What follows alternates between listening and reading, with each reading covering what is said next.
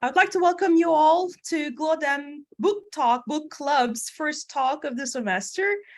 We have a fantastic book to talk about today titled Data Science for Migration and Mobility, edited by Salah, Emre Eren Korkmaz, and Tuba Bircan. We have the great pleasure of hosting Dr. Korkmaz, who will be speaking about this edited volume, which is actually, I think, by the series of the British Academy. Yes, without further ado, I'd like to give the floor to Dr. Korkmaz, and we'll start with our first question, which is, can you tell us about the book? Yeah, thank you so much for the invitation. So it's a very exciting time for us to hold this book on our hands. So here it is. I don't know if it could be seen, but this is the book.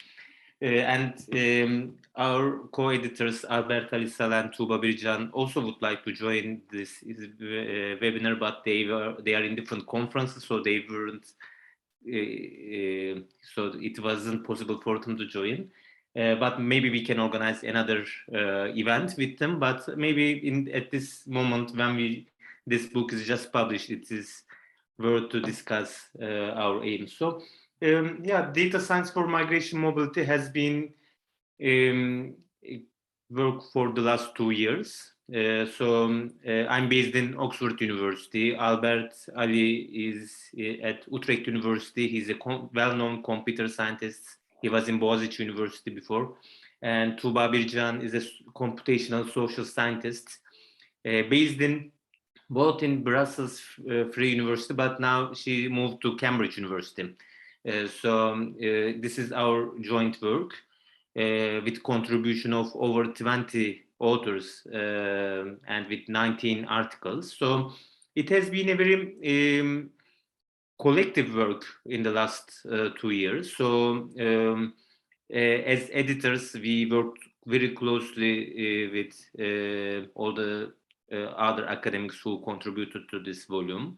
And we also asked from our students to review these articles, so in order to understand how readers would react. So that was also important for us. It's published by the Oxford University Press and from its British Academy Proceedings series. This series is for the British Academy Fellows. So I was a British Academy postdoctoral fellow when I first joined Oxford in 2016.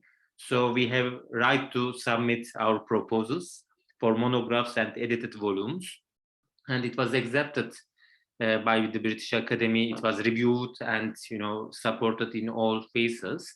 So it was a kind of a very supportive environment for all of us to publish this book. So this is a kind of the technical side of publishing a book. But our aim was to bridge the gap between migration scholars and data scientists and computer scientists. So it was the main aim to introduce each discipline's expectations and opportunities to each other, and then maybe these two different disciplines can start speaking with each other, which is very vital for migrants and refugees. Thank you very much, Hocam. It is indeed really tricky, of course, to bring people from different disciplines to edit and to an edited volume. What were the main challenges you faced while doing that? First of all, is how to design this book is important. So we are lucky because our all co-editors are from different disciplines. So I'm studying migration studies. I'm teaching in migration studies. Albert Ali Hoca is in computer science. Tuba Hoca is in computational social science. So we all complement each other and we all know our disciplines very well. So then we could share our concerns and questions with each other. So it was a very eye-opening period for me as well to understand different expectations of disciplines. So first of all, these editors started speaking with each other and started asking questions to each other. And then we included all our contributors, all academics from different universities and different fields to join this dialogue. So we all met with our contributors individually or in groups to discuss their articles. We requested from other contributors to review some other papers as well. So, and as I said, we asked from students from different disciplines to read and review the articles. So this review process was very important as well. Of course, there are some obstacles. First of all, concepts are very different. For example, for most migration scholars, and for me as well, we do not know many concepts in computational social science. Even we talk or discuss about artificial intelligence, we don't know a lot about the working principles. So it might be a bit abstract for us. That is an issue that we try to overcome. But for the data scientists and computer scientists, they are also not familiar with migration issues. So they don't know a lot about what migrants or refugees or people on the move experience. So that's also very important for them to understand, because when I was reading some of these articles, I was very impressed with the technique, it is unbelievable, all these artificial intelligence, machine learning, data science, these are very unbelievable achievements. But, the techniques is great, data sets are perfect. However, outcome was very concerning for me. When I was reading it, I was just thinking about, if they share this info with the governments, many migrants may die, because it's not a welcoming environment for migrants. And if you can just predict, for example, migratory movements, if you can track migrants or people on the move, and if you can have the power to influence them, this might be very dangerous in today's world, because many countries are not welcoming migrants and refugees. So it was a case that we have to raise towards our contributors. You should discuss ethical aspects. You should discuss the political aspects. Who will you share these data? Who will you share these results? Do you have any kind of a safeguarding principle for migrants?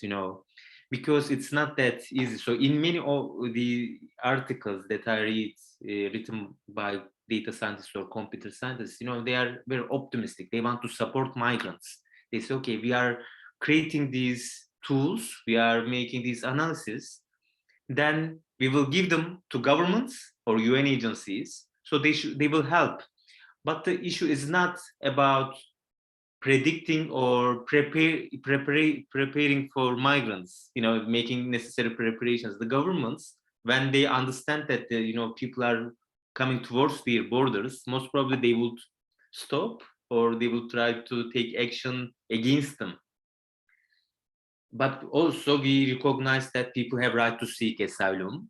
So then this is the denial of the seeking asylum. So the scientists' aim could be to support migrants. So, these people will come and make preparations, but the governments will not, build houses for them, will not welcome them.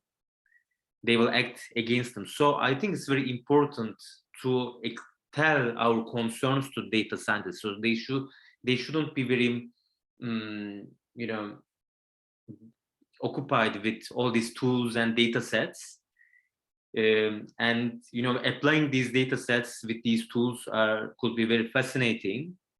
However, we should also discuss the social outcomes of that. So that's the main issue when we discuss with data scientists. So there is a kind of there is a very urgent need to bridge these gaps. Migration scholars don't know what is happening, what's going on this field. What is artificial intelligence, what is blockchain, okay, how can we use these data sets? Who owns them? What are the ethics? The migrant scholars aren't very aware of these issues from one hand, but for the computer scientists or data scientists, they can be very in love of the data sets and techniques, but it's very difficult to estimate what would happen afterwards, how the migrants would react or how the governments would react. These are very important and crucial questions. So we try to show these issues as well, and not just introducing these data sets, not just explain how fascinating they are, but we are also trying to show how dangerous it could be and how to overcome these problems as well. Thank you so much, Hocam. And that very much actually also reflects my experience with working with computer engineers. I sometimes envy the optimism, to be honest. We're a lot more skeptical, but for the right reasons, obviously. So the next question is actually going to be about the structure of the book. I think it has three main parts with multiple chapters. Can we speak a little bit about that? Yeah, so when we designed this book, we thought it would be a course book, so it could be a kind of a book for academics to discuss different chapters in their courses related to data science, migration, and social science in general. So we have three main chapters, three main sections. And in the first section, we introduce these concepts. So why we discuss these data science and migration, what are the main concepts, and what are the issues related to privacy, ethics, and all this kind of stuff. So we try to explain the framework around data science and migration mobility. In the second section, we give examples from different data sets. Okay, if you can think that these are great, okay, we should do something with data science, but how can we access these data sets? What kind of data sources we have? So we are discussing different data sources in each chapter. This can be social media, receiving data from like LinkedIn, Twitter, Facebook. This could be satellites, which is very interesting. I think we should discuss it a bit in this talk, sensors, or different AI algorithms, mobile phone CDR data, these different financial data sets. So in each chapter, we are explaining how to deal with these data sets, how to access them, how to evaluate them, what you need. So for migration scholars, maybe we should also discuss this a bit today, but we should, in my opinion, we should use both qualitative and quantitative data sets to make analysis. But how should we rely on these quantitative data sets? How can we access to them? These are very important questions. So in these chapters, the readers will understand, and maybe we'll create some ideas about new research projects. Okay, let's conduct a project and get some data sets from these like social media accounts or some other places, so this is where you can find these data sets. So there is another section related to this, how to visualize these data sets. So this is another issue, of course. But then our last section is mostly about case studies. So there are very interesting examples, different articles explaining different case studies where data scientists and migration scholars conduct research together. So in these chapters, the readers can understand the challenges of other academics when they research these issues. So I think it's also very important because the first chapter is trying to convince you that it's an important topic and give you the main concepts. The second chapter, okay, if you are convinced, but how will you access these data sets? What are the different data sources? Then if you choose any of them, so what would be the potential challenges to apply these data sets. So the third chapter is about the data sets, these case studies. And in the last chapter is my chapter, trying to evaluate all these discussions. So how to use data science methods in migration research. So I have like 8 theses on this topic, trying to explain some positive and some opportunities and challenges. But throughout the book,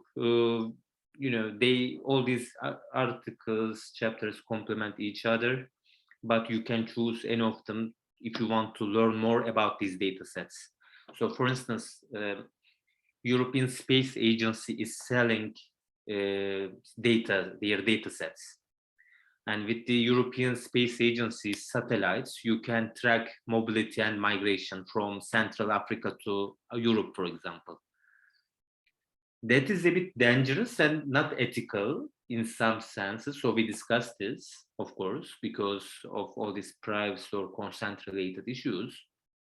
But if you can solve these issues, these satellite images could be very interesting tools for migration scholars. But so you can go and buy and purchase these data sets from European Space Agency. So you learn it here. But then, of course, it's not easy to evaluate these data sets. So you should need an expert that can convert these images to a meaningful analysis. So then it means that you need a co-investigator from kind of a data scientist who is an expert on satellite images. So this gives you kind of a way how to formulate a research project, how to conduct it, how to collaborate with it.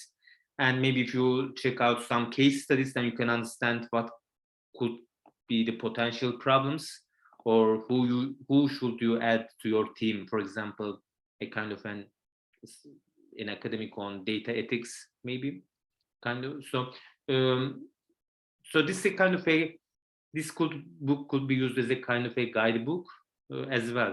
It could be a course book, but it could be a kind of a guidebook for you to explain different data sources and how to implement them.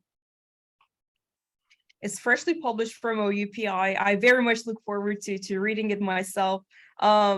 But since I haven't, I have a couple of more questions about the content of the book. Since you already touched upon your chapter, maybe we can continue with that. It's on surveillance technologies used against migrants, as far as I remember, which is also, I think, building on the monograph that will be published by Bristol University Press. Maybe we can continue with that.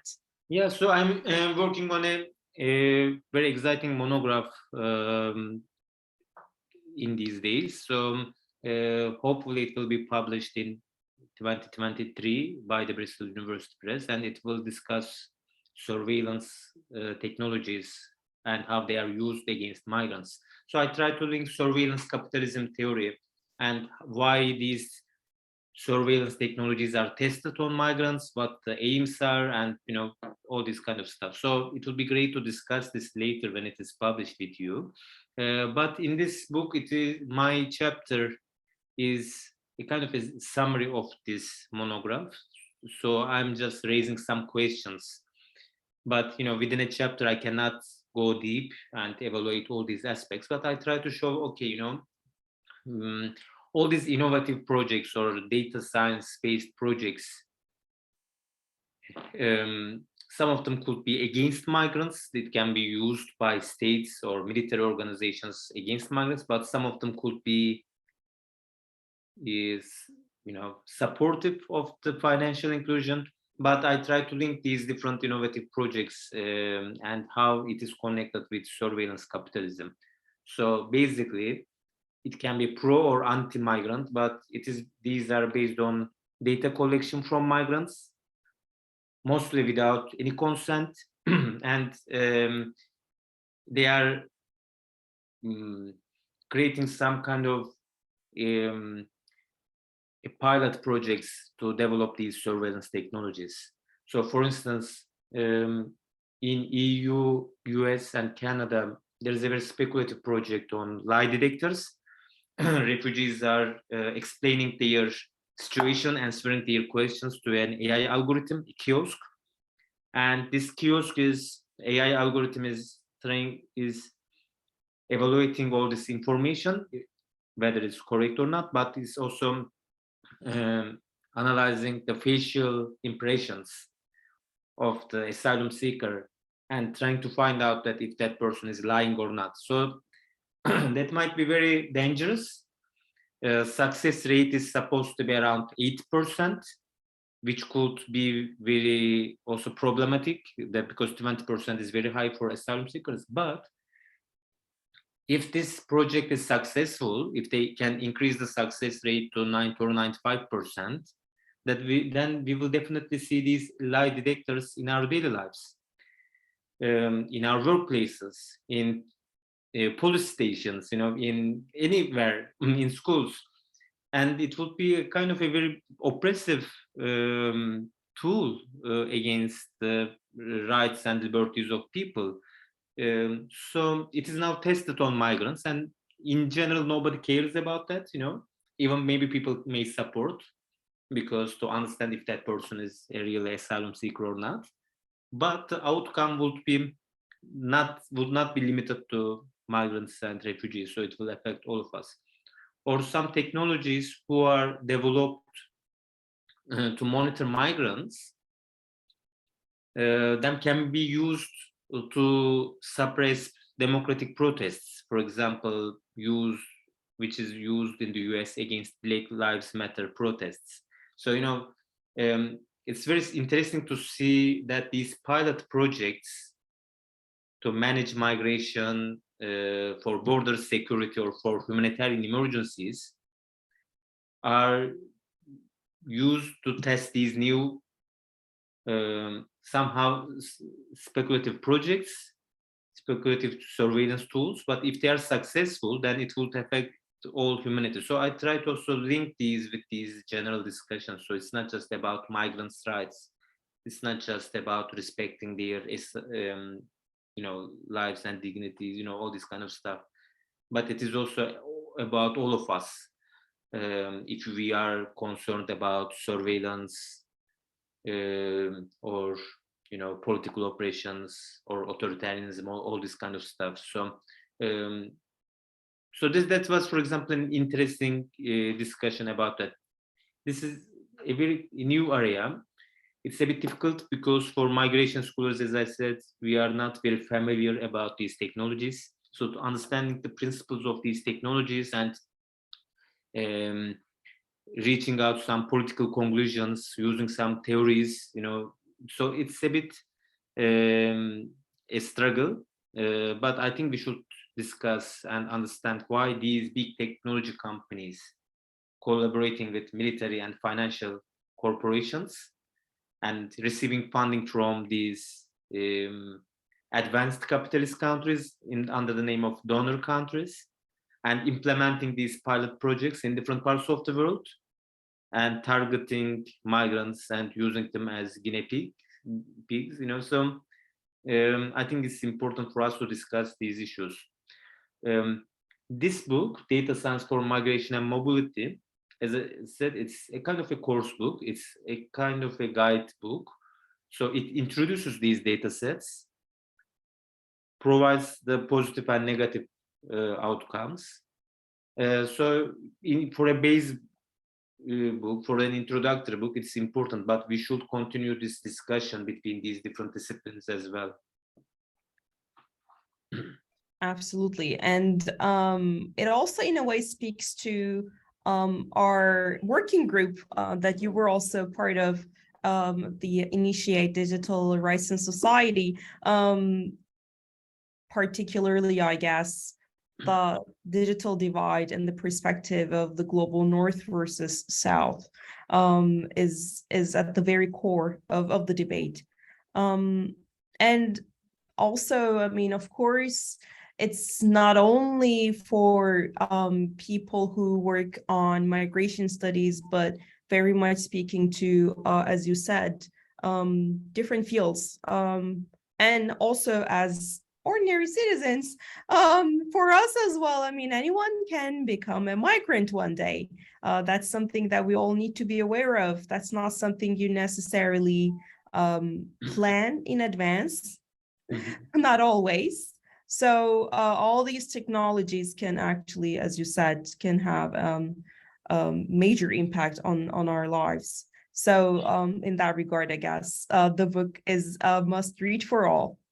Yeah. So yeah, there's very different technologies.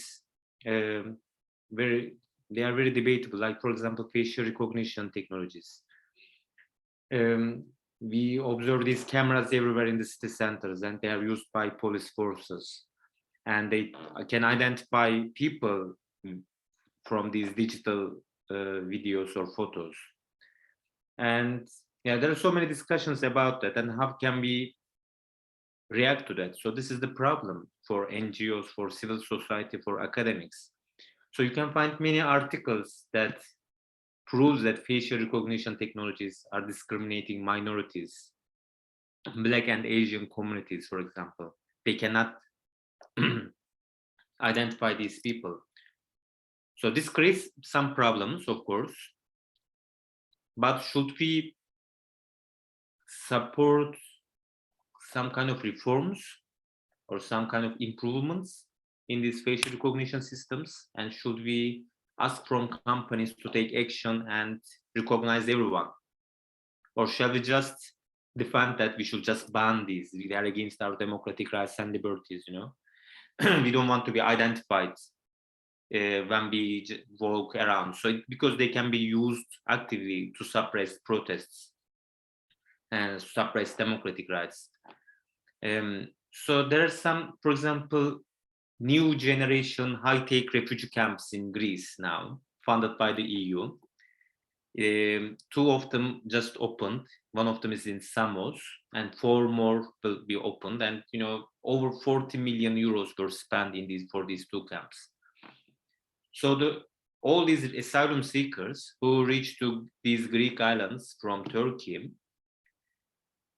the officials put these people to these refugee camps, but which are in reality prisons. So this is also against the asylum rights, but you know, we can just leave this aside. But these refugee camps, these next generation high-tech refugee camps, are used as labs to develop these technologies. So they put these hundreds of refugees in there. They also you know, place many cameras, sensors, and all other stuff, and they're just monitoring these people, collecting data, and all this kind of stuff. And it is managed by a private company. So, for example, these camps could be great areas for these technology companies to develop emotional AI or to develop facial recognition system. Okay, you are having all these hundreds of people from different parts of the world, mostly blacks or brown people from Middle East, South Asia or Africa. Okay, you can just develop and perfect your facial recognition systems. Or emotional AI is very discussed, is a debatable issue, but you can develop this emotional AI there because you're just monitoring these people. But it is just in, you know, we can see this in a Greek island, in a funded by EU. It's a part of an EU, it's an EU member state. It's not far away from Turkey as well. So these speculative projects are not just applied in in the middle of nowhere or in very remote places, but these are also very dangerous, and there is no such a public pressure on these issues because, in fact, nobody cares about refugees. People don't want them in general, and the legal framework is not strong. So these are also foreigners. Right to seek asylum is denied, so it is rejected. And it's a bit strange how we should react to that. For example, shall we just talk about the human rights or right to seek asylum? it seems to be very,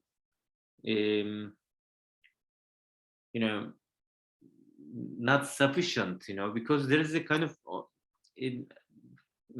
these using, testing these technologies, all these technology companies, military companies, getting funding from military bureaucracy, all this kind of, there's a kind of a very oligarchic structure, and which is acting in secretly, because this is a kind of national security military, so they are supposed to be national interests and secrets, so you don't have much information. But I think we should discuss these issues, and it's not practical also just to focus on migrant rights here, or to cry for the denial of asylum rights. So these are very important, of course, but I think there is a kind of a bigger dangers, more important issues as well, that covers all societies too. But these are very interesting issues, and we can see similar projects in the US-Mexico borders as well. And these US border agencies and the EU border agencies also collaborate very actively with each other. And you can see the same technology companies, Palantir, Microsoft, IBM, working with same military technology companies like Airbus, Thales, Safran, all these kind of companies. And they're just spending millions of pounds, millions of euros to these implementations. So I think these could be some joint areas that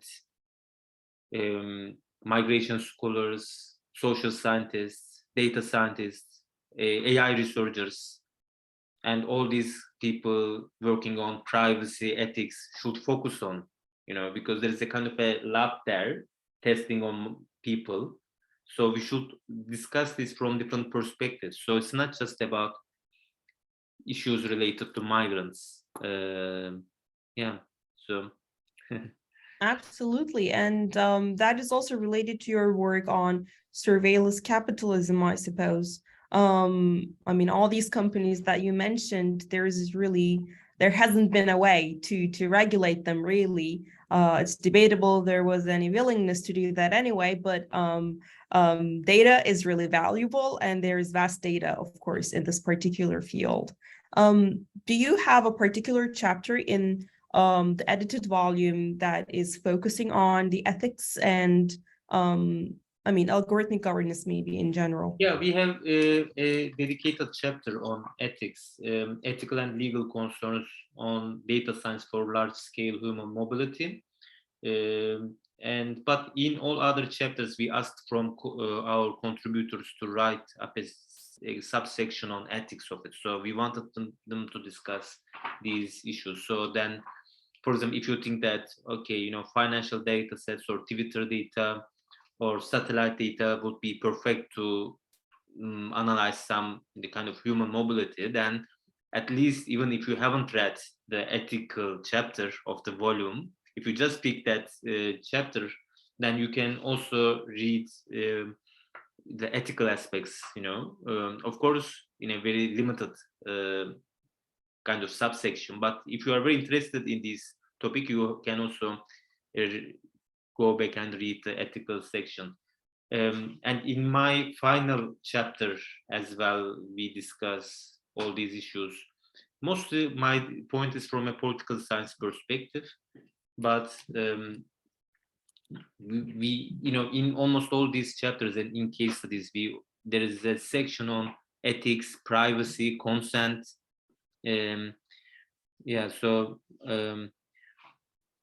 For understanding to be introduced to this process, for example, for students or for academics, I think it would be a kind of a good starting point to understand different challenges.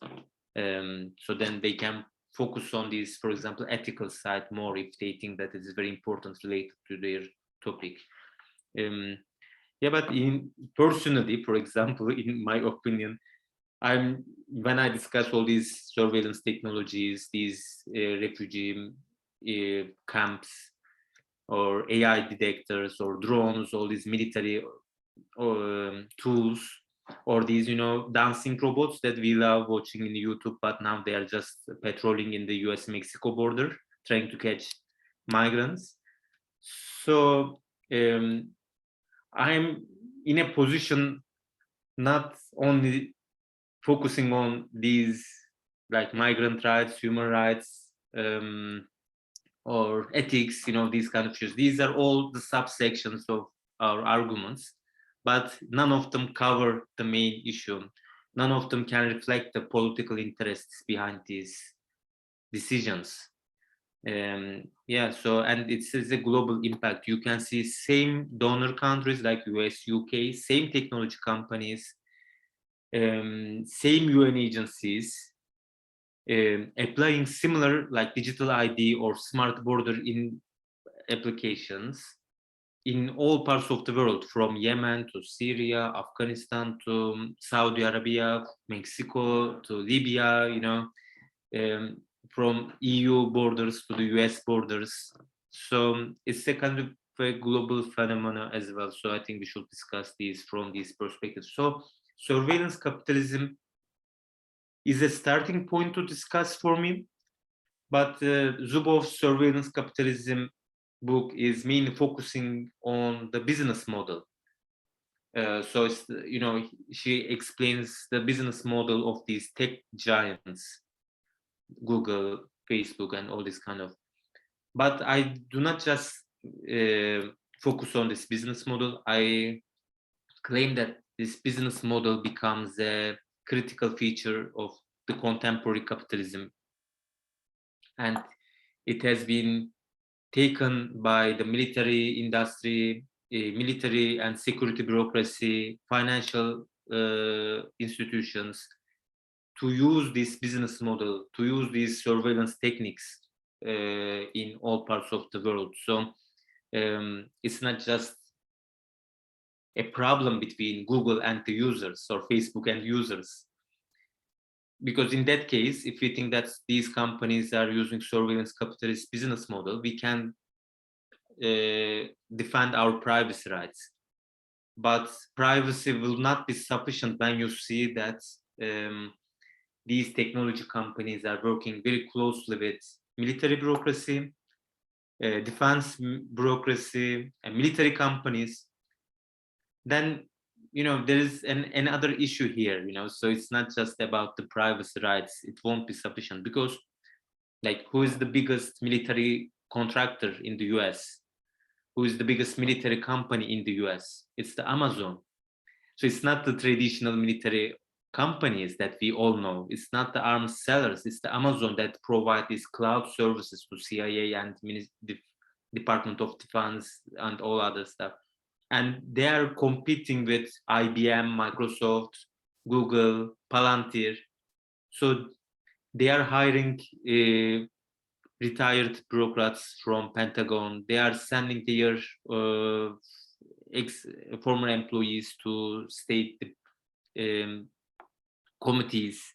So there is a kind of a very intense relationship between these companies. So they are not just ordinary technology companies that provide us some great tools and just collecting data from us and showing us some ads, but they are also working very closely with the, just uniting, combining their forces with these governments, states, and also the other financial and military companies. So I think that's an issue that we should start discussing.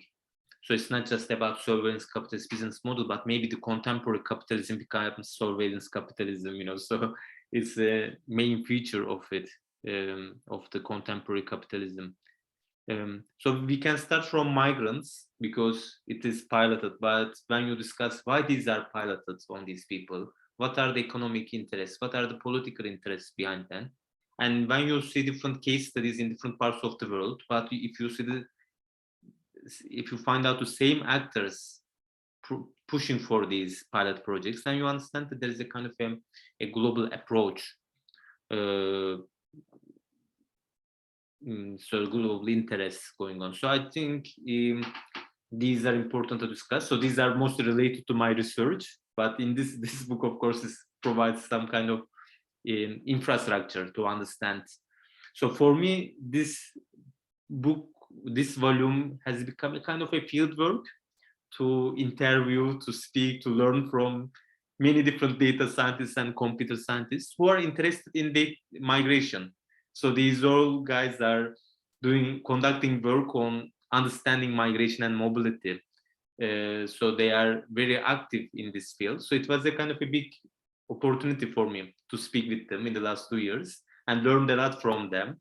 And that also feed my monograph project as well.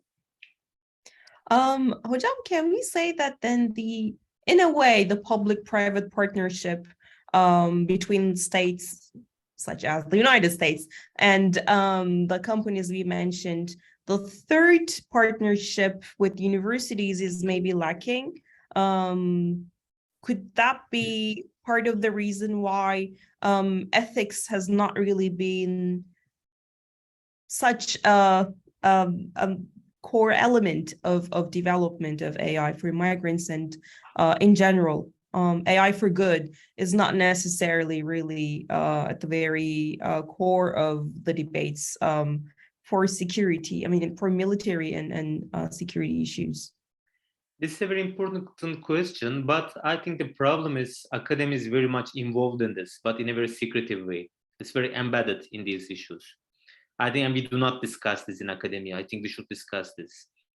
It's much easier for critical researchers to express their concerns. But if you are a part of these processes, if you are working with RD departments of these military companies, of course, you cannot go out to conferences and share that you are developing some weapons, for example.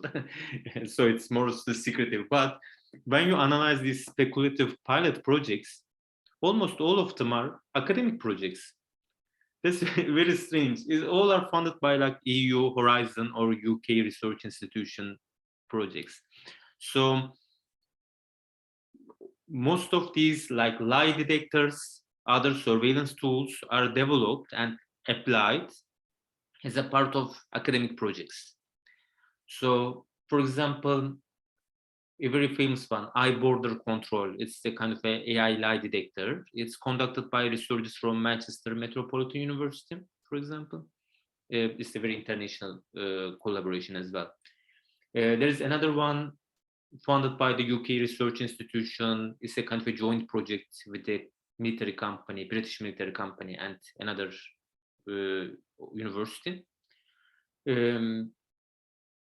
So there, I can say many Horizon projects related to this, predicting migration, strengthening border security, and piloting, identifying and verifying migratory movements, predicting migratory movements. There are so many research projects on this.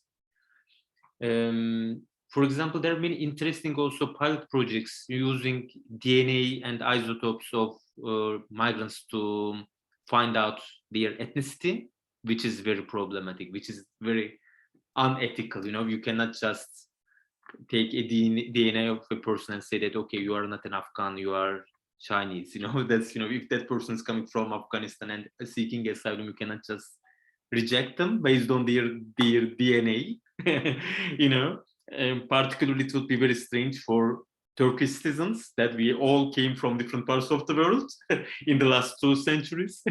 So, but these are all academic projects. So I think we should question the role of academia to, you know, all these grant projects, how these universities, how these researchers apply to these grants, how they can legitimize their collaboration with military industries, how they can use and apply these projects, you know, under pilot projects on migrants and refugees, you know, without taking any support or advice from migration scholars, you know.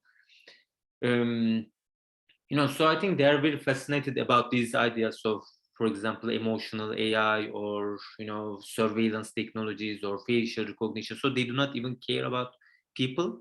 So they're just helping these companies to establish such a dystopian regime. So it's always interesting to me, for example, when I watch some like documentaries or some films telling the stories of Spotify or Google or Facebook, and there you will always find a computer scientist or a kind of IT genius who found out that okay, we can show personalized ads to people, and then the company is just earning so much profit and they just kick out that person, just dismiss that person from the company, but there are some IT professionals or academics who develop these surveillance ideas, and then these big companies are commercializing them. And it's also very profitable for a company. For example, if you're a military company or a technology company, you just apply to an academic project under research and development. You receive millions of euros from EU or the UK or US. Then these academics develop these tools in their own universities.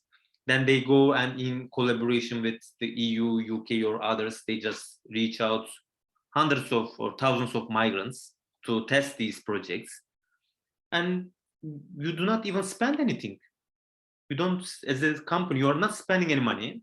Then they just give this tool to you, and then you are starting selling them to militaries, for example, armies. And then you're earning money from that. You are receiving that funding, public funding from EU or from UK. You are developing these military tools, surveillance technologies, under the name of managing migration. And then you're just selling them to armies, and you're earning so much money. You're not spending anything. And that's something that we should also discuss. It's not public-private partnership. There is no partnership here. You're just developing in this and giving it to people. And from another interesting point is that we do not discuss this in this book, but you can find many examples related to this. For example, many Israeli military companies promote their surveillance technologies, and they say that these are tested on Palestinians. So like the refugee camps, for example, these companies have an advantage, so-called advantage, to test their surveillance technologies on Palestinians. And then when you go to these military exhibitions or all these kind of events, then they can proudly tell that, okay, these are tested. So they can sell these surveillance tools to British government and the Canadian government and all this kind of stuff. So the relationship between these companies, academia and government, they should be examined very well, but they are also a part of this. When you discuss these different pieces, we are just coming to a kind of a general discussion on the future of contemporary capitalism, because they are the main actors in the system. You cannot just rely on one aspect of it, okay? So that for this reason, for social scientists and for migration scholars, we have to know these data sets. We have to know their power. Like, for example, we don't know anything about satellites, for example, because they are not, we do not see them anywhere, but satellites are everywhere in the sky, and then they can even recognize which book you are reading. They have huge power. So then if you put the satellite images into the picture, your arguments about mobility will completely change. Because you are tracked all the time. It's not just social media, but there are Internet of Things, all these sensors. Yeah, so for example, I was speaking with a colleague last month, and I told that there is an Israeli military company developed a tool and applying it in the US-Mexico border to distinguish animals from human beings. So, okay, they can find out that there is a living thing moving around the border, but is that an animal or a human being? And they can find out if it is a migrant or not. And my colleague was telling me that, okay, but it might be very dystopian story to, think that, okay, a human being pretending to be an animal to overcome these technological tools, maybe it can be, you can, maybe he would write a story about that, but that's an issue, so and that's very dangerous, I suppose, for all of us. These technologies, all these robots, for example, dancing around, but now they are patrolling and trying to catch borders, but we will see them with their arms and attacking different countries, maybe. So the future of warfare will change, and we can understand the new tools in the border management. So I think we need such an interdisciplinary collaboration to discuss these aspects. So it's not just about migrants, but it's all about, the future of peace, future of work, all this kind of stuff. And it's really evolving over time, and there's so many things that really doesn't maybe come to us naturally, even for researchers, academics.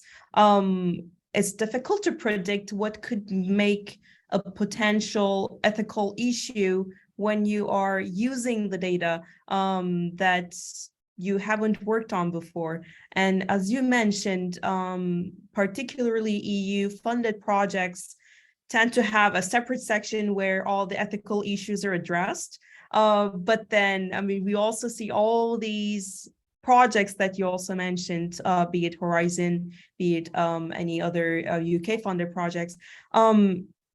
They do actually have a lot of ethical issues that one actually ends up questioning how they got funded without having any. That's something that we of course need to revisit, but I can see how this is still evolving and people don't even recognize what kind of ethical issues they may be facing as researchers, even when they don't necessarily have malicious will in conducting that research. So qualitative data is actually, in that regard, is really vital to have. And speaking with all these actors, the so-called public-private partnerships, is really invaluable. But at the same time, as you also said, the secrecy behind all these is actually making it really hard to reach out to these people, have them talk on, I mean, if you get lucky, but usually off the record, then you cannot publish anything out of them. It's really complicated. So in that regard, your book is going to be a great contribution to multiple literatures and for researchers who'd like to learn how to actually conduct research in this field. Mm-hmm. Yeah. So I gave some examples from very, very extreme situations, like for refugees, asylum seekers. But just let's think about the legal migration and mobility. Even if you want to go to holiday to Paris for 2-3 days, for example. Yeah. Even if you apply to a visa to any consulate, you are just giving all the data about your life. For any Turkish person would know what pain and suffering you would need to go through to get that visa. Yes, and then you are rejected and no accountability about it. We are just voluntarily collecting all the data about our life, all the financial documents, all the properties, all the reasons for just a few day long holiday or for a visa. If you really want to check out that person really is a tourist or a student, you can just rely on a few documents. That's not very difficult, but this is a kind of an opportunity for these governments, for foreign governments, to collect data from other countries' nationalities, citizens. So that's a very dangerous, and we are just all voluntarily collecting these hundreds of pages or our financial situation, our aims, we are just explaining what we want to do. We cannot just say, okay, we are just going for a holiday, for a student, as I'm a student or I'm a business person, you cannot just say these kind of issues, and you are just submitting these documents. You are just giving all your biometrics, your 4 fingers, they are taking your photo. We don't know what happens. I think the next step is an X-ray yeah, on top of it. That's the only thing that's left. We all And must give our and we, family trees. yeah, we all voluntarily give these data sets, and it's, I think, a big issue, so it's from an ethical side, it's a problematic. Okay, we have a consent, we give, we even pay money, but that doesn't mean, because it's mobility or moving from one place to another is a kind of a right, it's our life, so we want it, and you cannot use it as a government to take information about other people, countries, nationals, so that should be something that we should also discuss, and we don't know, and we don't even give these data to any government's consulate. We just go and give them to a company that we don't know what they are doing. What happens if they hack this company? What is, so it's a kind of there are many questions, so it's not just about refugees or asylum seekers. There are very extreme examples about that. But all this data collection, this such an a motivation to collect any data is a very problematic, and we should also question these issues. So even if you're a legal person, then with these biometrics, with these mobile phones and all this kind of stuff, they can just surveil you even if you don't go to, even if you are rejected. So that's also another issue. And maybe one last issue I can also say that, okay, all these are the data sets we are sharing with you, and these are how you can use it. But how the problem is how you will access to these data sets. Most of these data sets are collected and analyzed by private companies. Like, for example, mobile phone companies. They have all the information about the population. They can just control anything. They can just analyze anything about, from content to the CDR data, from your top ups to any issue, where you speak, So it's, with this CDR data, these academics are just dying to get these CDR data, trying to get confirmation from a telecom company. They are also most of these academics are very careful at ethical issues, to the anonymization and all this kind of stuff. And even it is anonymized and, very limited data sets, you can reach out many conclusions. But we should also question that these companies have all the information and they use it for their private interests. And for example, think about an international company like Vodafone or Orange. They operate in many different countries, and they have all the data of anyone living in that country, because everybody has a mobile phone. So in many African countries, for example, the governments even don't have these data sets. They don't have enough resources to get data from their citizens, but everybody has a mobile phone data, so everybody's sharing their data. So these companies can have all much power than these governments. So they have, so we don't even discuss these issues, and we are trying to request from these companies to share some of their data sets, just for this limited period, for this limited areas, then we can work on them. But I think we should also question, who collects these data sets and what they do. And even if it is, for example, we are very much used to criticize states, but there are many mechanisms to get information from states, to force them to be accountable. But when you discuss these with commercial companies, then you cannot overcome these commercial interests, their, all these privacy related issues, because they don't have to share data with you. They don't want to have to share information with you. So it's not just going to a ministry and asking some questions or campaigning against them, but, companies have such a power.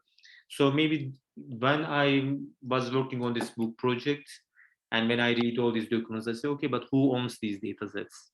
Who analyzes these data sets? Who are who are training their algorithms? So all these are companies, and, maybe we can count maybe if 5-6 technology companies, maybe 10-15 big mobile phone companies, but maybe 15-20 financial banks and institutions.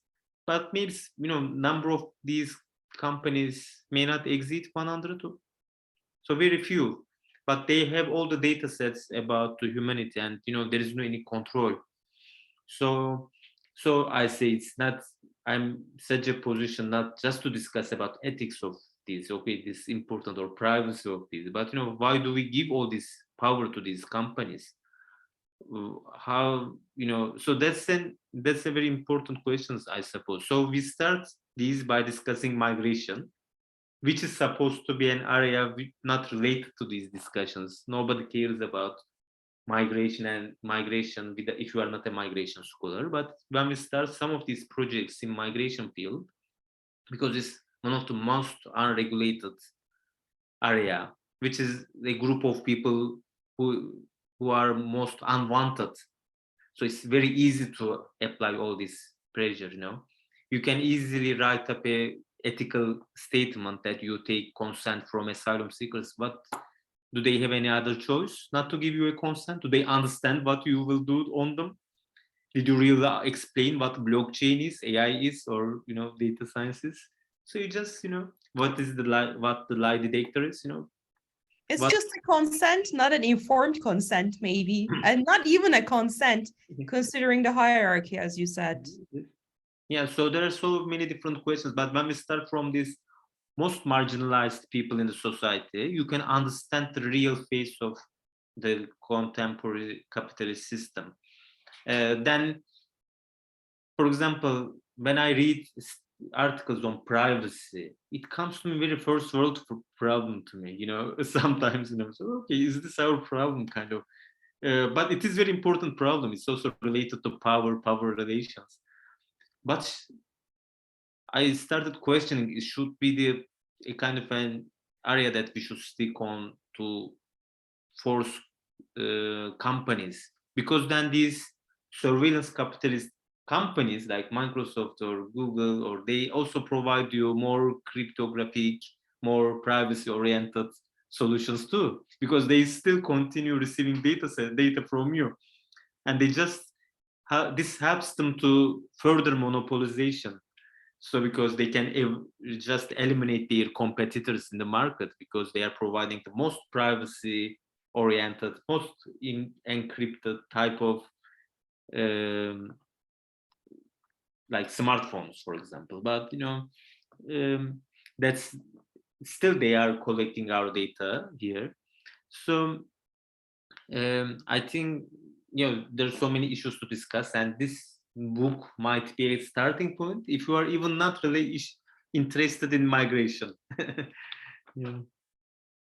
In that sense, I invite everyone to get a hold of the book and read it. That's what I'm going to do as soon as possible. And with that, I think we can open the floor for a brief Q&A. I know we're already past our first hour. If you have any questions, please feel free to put them in the chat box so I can read them out loud. Though it was a really informative book talk, so we actually got a lot of information about the book itself and on the topic of the edited volume. I'll give some time for our attendees to type their questions. And in the meantime, I can ask, Hocam, is there an e-book version of the book already available on OUP, or because the hard copy book is, I think, going to be out this month, or what was the calendar, if you could remind me? So we are expecting to be out tomorrow. All right. Well, congratulations. Yeah, then. thank you. So hopefully, but it is, so yeah, it is, yeah, so you can even purchase it now. So not pre-order, so I can share them.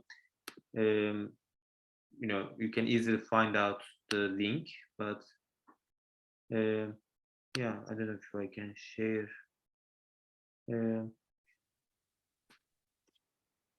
We actually added a link to the OUP page of the book, I think, on the poster. From OUP page, you can just read that. There will be an ebook as well. And most probably there might be some discounts as well at the beginning, so I can share the discount. Okay. But if you want to reach out any article, just you can write to me. Oxford University Press and British Academy are very open to open access, so it will be open access after a while, as far as I understand, but it is possible to read some articles.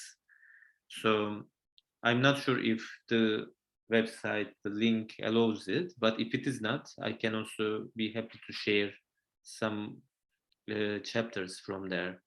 Okay, so well, our attendees or anyone watching this recording after the live stream can reach out to Dr. Korkmaz if they'd like to read one of the chapters in particular. But otherwise, I actually invite everyone to read the entire book.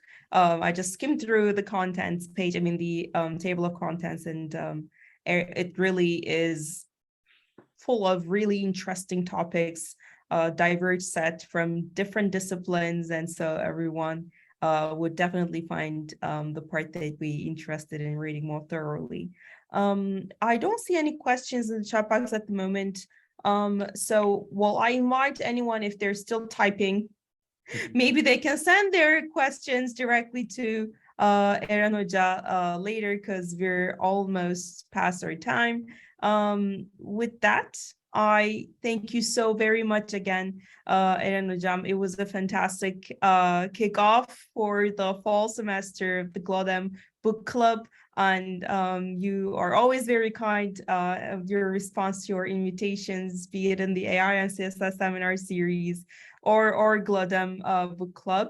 I very much look forward to reading your own manuscript that will be out from Bristol University Press soon.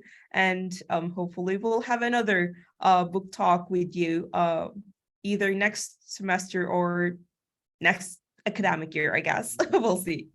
Yeah. Thank you so very much, Hocam. Thank you so much for the invitation. It was a pleasure to talk with you. I hope I could cover many of your questions and explain the book or summarize it appropriately. So it was very clear. I didn't have any other questions left to ask. And I also wanted to thank, of course, Albert Hoca and Tuba Hoca. I hope we'll get to have them also talk about the book at some other point. It's really tricky, of course, to find the right day, the time for all three edited volume editors. But we're really happy to have you with us today. Thank you so very much again, and hope to see you soon. Yeah, thanks a lot. Bye-bye. Bye.